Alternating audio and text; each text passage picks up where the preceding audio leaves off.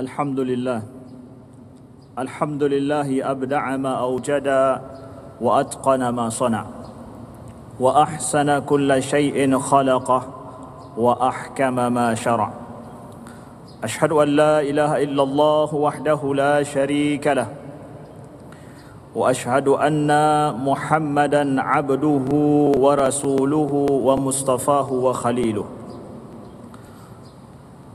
صلوا على رسول الله المبعوث رحمة مهدة للعالمين كافة فقد قال تعالى إن الله وملائكته يصلون على النبي يا أيها الذين آمنوا صلوا عليه وسلموا تسليما اللهم صل وسلم وبارك على سيدنا محمد وعلى آله وصحبه ذوي الفضل والتقى والورع والتابعين ومن تبعهم بإحسان إلى يوم الدين.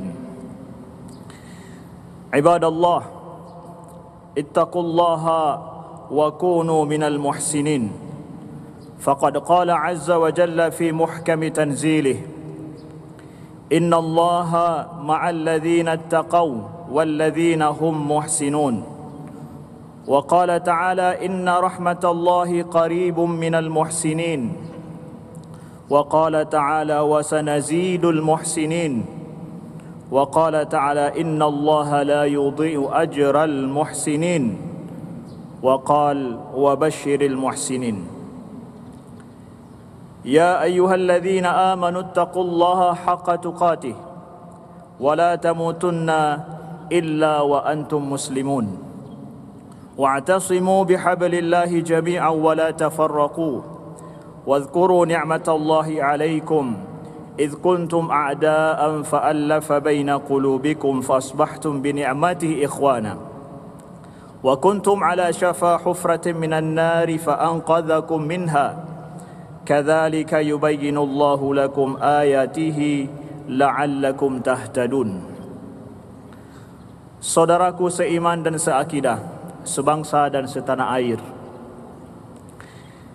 ketahanan nasional adalah kondisi dinamis bangsa yang berisikan keuletan dan ketangguhan dalam menghadapi serta mengatasi segala bentuk ancaman dan gangguan serta hambatan dari dalam dan di luar negeri. Nah, saudaraku, yang menjadi pertanyaan adalah bagaimana iman, akidah daripada bangsa ini itu memberikan pengaruh terhadap ketahanan nasional kita. Pertama, kita akan melihat bagaimana fungsi daripada akidah pada pribadi seorang muslim. Saudaraku yang dirindukan oleh Rasulullah sallallahu alaihi wasallam, kalau seandainya kita berjumpa dengan seseorang yang tidak kita kenal, maka kita tidak tahu bagaimana harus bersikap dan memperlakukannya.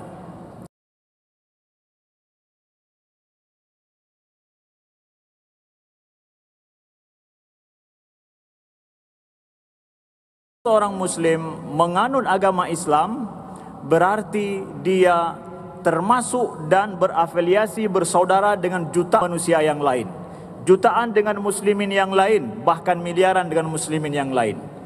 Ketika seseorang mengaku bahwa dirinya seorang muslim, maka dari sini saudaraku yang dimuliakan Allah, dia jelas pola pikirnya, dia jelas pola tindakannya, dan dia jelas pola hidupnya. Karena seorang muslim tidak bisa sembarangan apabila dia memiliki iman, memiliki akidah.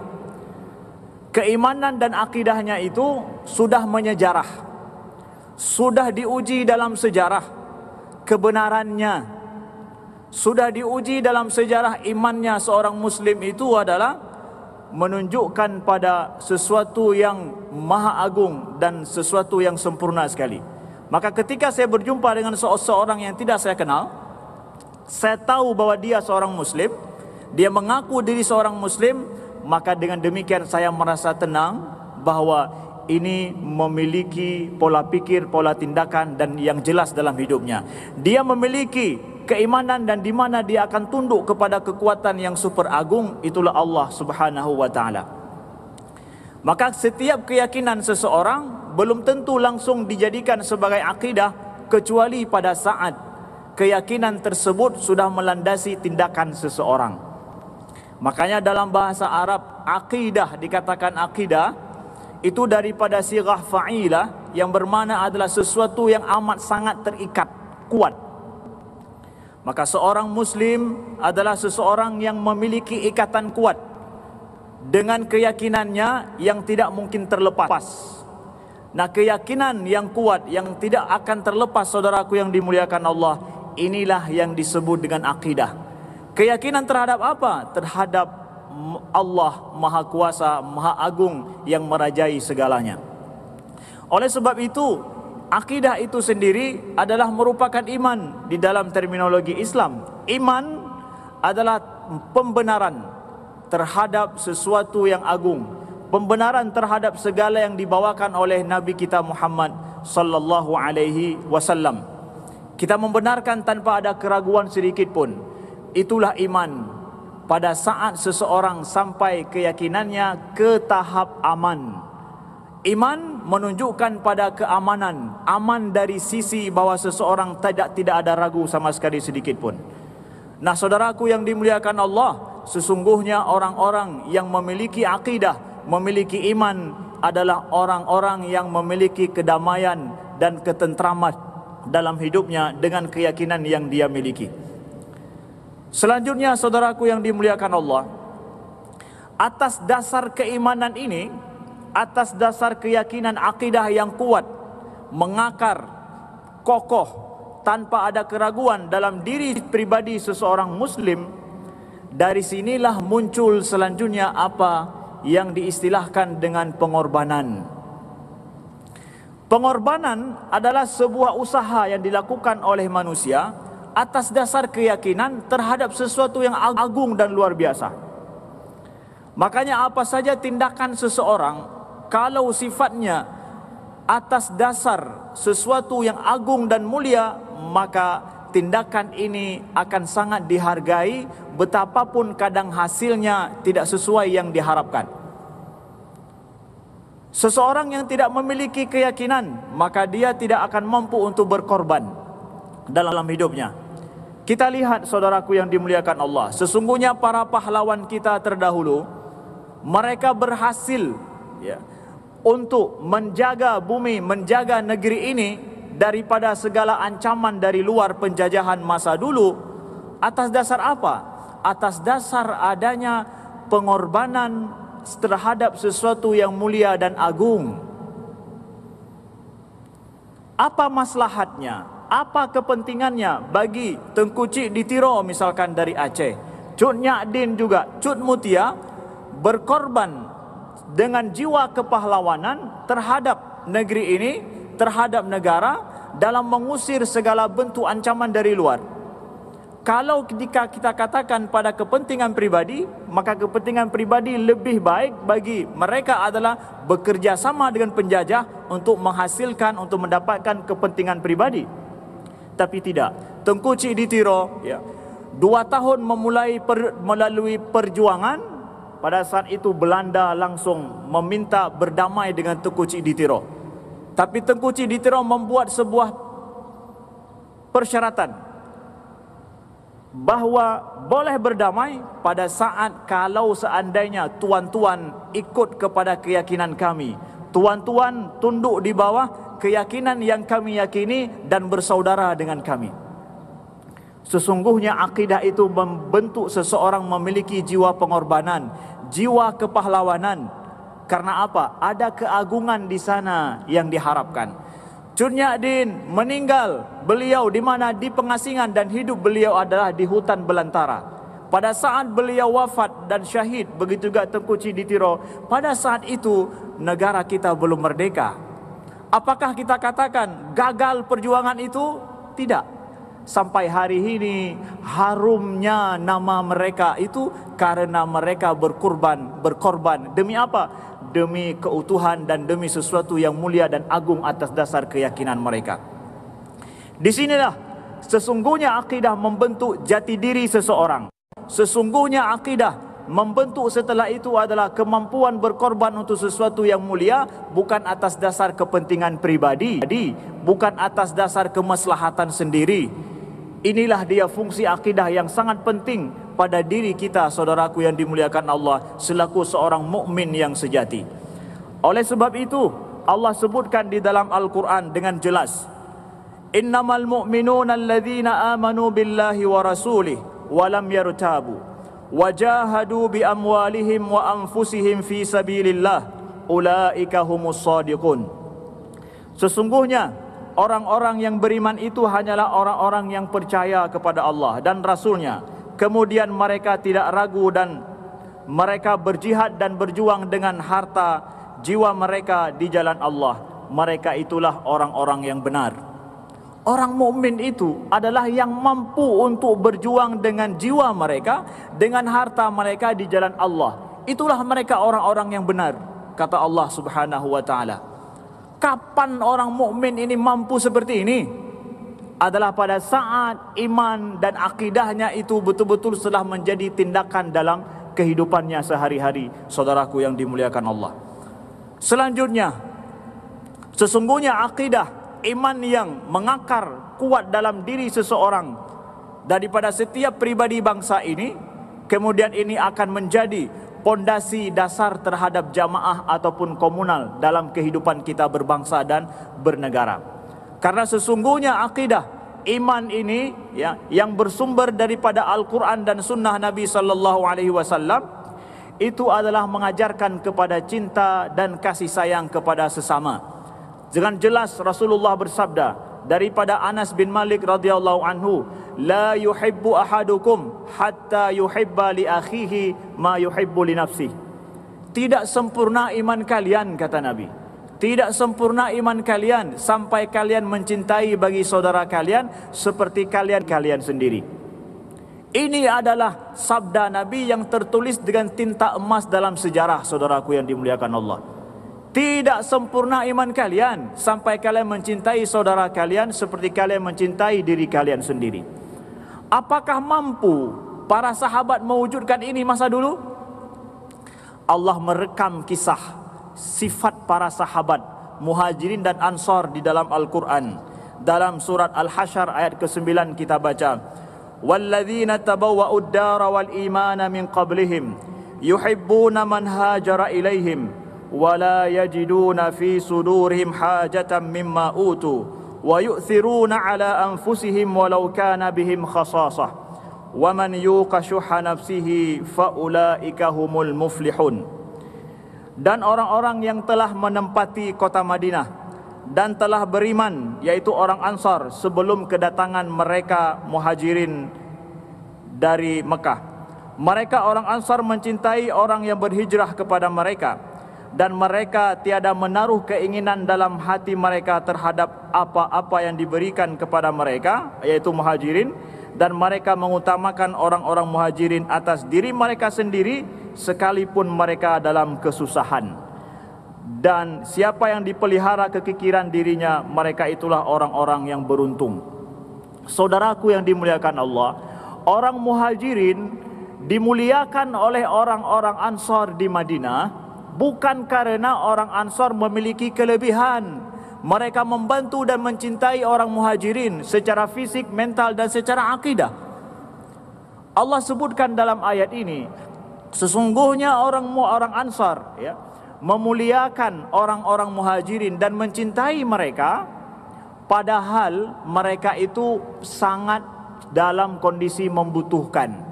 Artinya Ansar ketika membantu orang Muhajirin, kondisi mereka juga sulit. Tapi wa yu'thiruna ala anfusihim, mereka mengutamakan orang-orang Muhajirin walau kana bihim khasasa, walaupun mereka dalam keadaan sempit, terjepit, susah.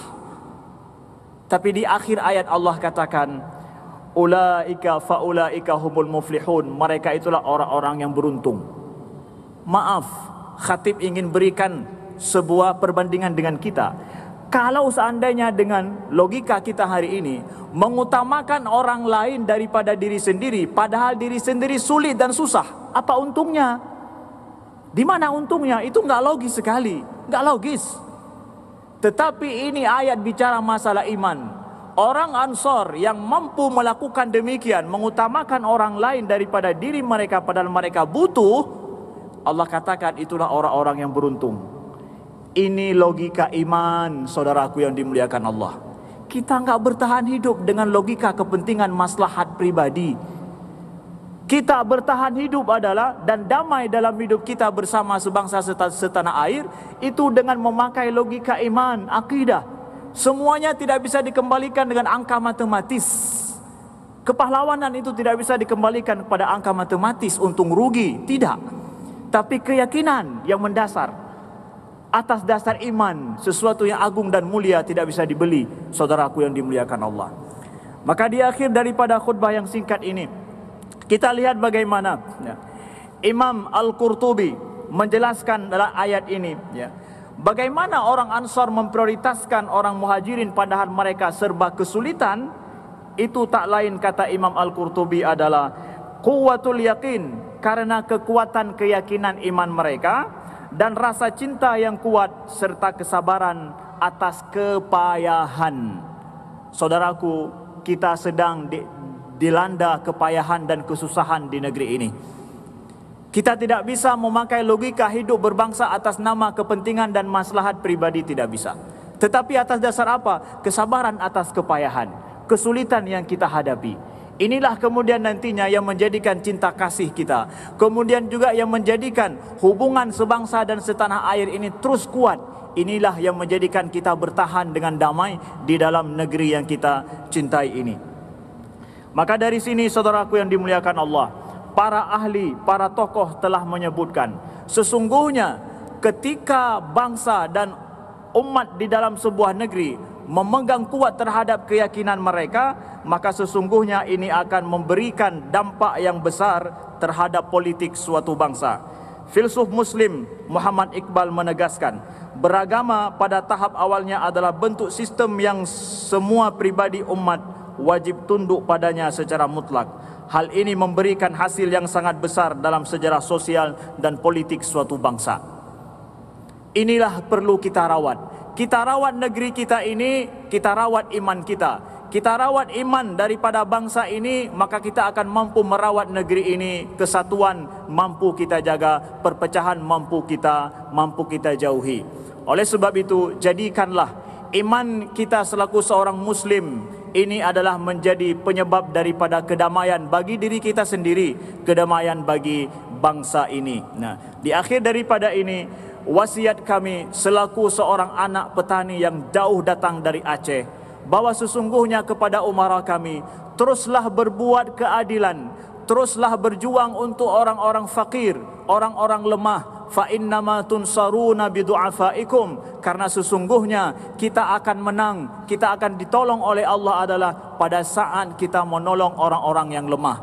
Begitu juga kepada saudara-saudara kami rakyat Indonesia seluruhnya, bertahanlah dalam kondisi kita sulit dilanda saat ini. Jangan gadaikan iman kita hanya dalam kondisi sulit dan sempit. Maka sesungguhnya ujian Allah kita hidup di dunia ini dengan berbagai macam ujian, itu adalah ujian iman. Bertahanlah. Jangan gadai iman ini hanya gara-gara kesulitan hidup kita. Bertahanlah. Sesungguhnya dunia ini tempat uji coba, tempat Allah mencoba kita dengan berbagai ujian dalam hidup. Mau hidup damai seluruhnya, itu di syurga. Syurga tempat kita damai di sana. Maka kuatkanlah iman kita, minta tolong kepada Allah. Sesungguhnya Allah Maha Penolong atas segala kesulitan yang dihadapi oleh hambanya. Aqulu qawli hadha wa astaghfirullaha li wa lakum. Ud'ullaha wa antum muqinuna bil ijabah.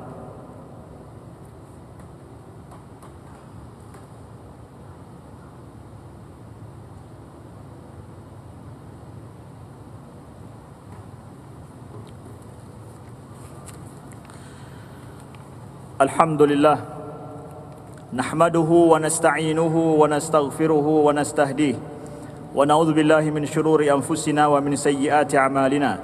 May yahdihillahu fala mudilla lahu wa may yudlil fala hadiyalah. Asyhadu an la ilaha illallah wahdahu la syarika lah ta'ziman li sya'nihi wa asyhadu anna Muhammadan abduhu wa rasuluhu wa khaliluhu. Allahumma salli wa sallim wa barik ala Sayyidina Muhammadin wa ala alihi wa man ihtada biyadihi ila yaumiddin wa sallim tasliman katsira. Ya ayyuhalladzina amanu taqullaha haqqa tuqatih wa la tamutunna illa wa antum muslimun. Ya ayyuhalladzina amanu taqullaha wa qulu qawlan sadida yuslih lakum a'malakum wa yaghfir lakum dhunubakum wa man yuti'illaha wa rasulahu faqad faza fawzan 'azima. Allahumma habbib ilaina al-iman wa zayyinhu fi qulubina wa karri ilaina al-kufra wal fusuqa wal isyan waj'alna minar rasyidin. Allahumma ighfir lil mu'minina wal mu'minat wal muslimina wal muslimat al ahya'i minhum wal amwat innaka sami'un qaribun mujibud da'wat. Allahumma shfi mardana wa mardal muslimin warham mautana wa mautal muslimin birahmatika ya arhamar rahimin. Allahumma aslih wulata umurina wa waffiqhum lima tuhibbu wa tarda. Allahumma aslih wulata umurina wa waffiqhum lima tuhibbu wa tarda. Allahumma ij'al hadha baladan amina sakha'an rakha'an dara izzin wa aman. Allahumma adfa'na al-bala wal waba wal fahsya wash shada'id wal fitana wal mihan ma dhahara minha wa ma batan an baladina Indonesia khassah wa sairi buldan ya rabbal alamin. Allahumma tawaffana muslimin wa ahyina muslimin walhiqna bis salihin ghaira khazaya wala maftunin. Rabbana atina fid dunya hasanah wa fil akhirati hasanah wa qina adzaban nar. Subhana rabbika rabbil izzati amma yasifun wa salamun alal mursalin walhamdulillahi rabbil alamin wa qumu ila salatikum yarhamkumullah.